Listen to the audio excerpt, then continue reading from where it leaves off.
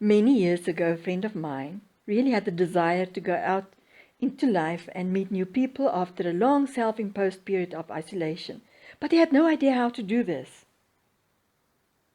I suggested that he goes out onto the street and kiss the first girl.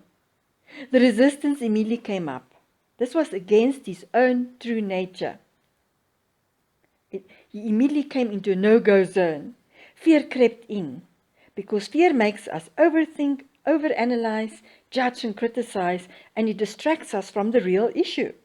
We become cynic, defensive, combative, skeptic, and we look for elaborate explanations and justifications, all so that we can get a valid excuse why not to embrace a new way or even try it out. We could say that people need to work things out for themselves. But change behavior comes from the inside out. It needs intrinsic motivation. Desire compels action and intention drives motivation. Both these comes from the inside out. We cannot impose it on other people. So we could say then that people need to work things out for themselves. They have to figure it out. But we don't have time for that any longer in our world, where we need so much change on so many different levels. And we have so many amazing people doing amazing things all over the globe, but they struggle to get people from awareness to consideration, to engagement, to involvement, and to participation, which means we begin to live it out, to embody it, and to integrate it into all our life areas. All our pioneers and change makers and activists and revolutionaries and catalysts. And we are so grateful for them, but they're struggling with this. They beautifully share the why, the what, and the how.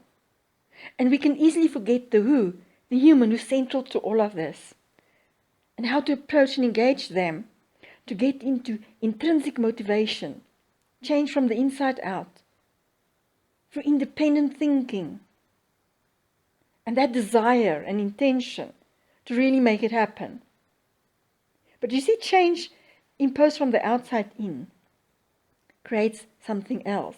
It creates shame and guilt because we think we don't have it all together. So we don't even act out because we don't want to. It's because we're trying to protect ourselves, because we feel vulnerable and ashamed that we didn't come up with such an idea, or that we are not living in a new way.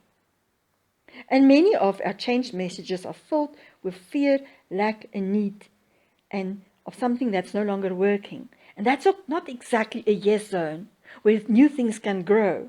You see, a no-go zone is not some place where we can seed new things. It won't be able to grow. Just spend time with something that grows and you will see what we mean with this.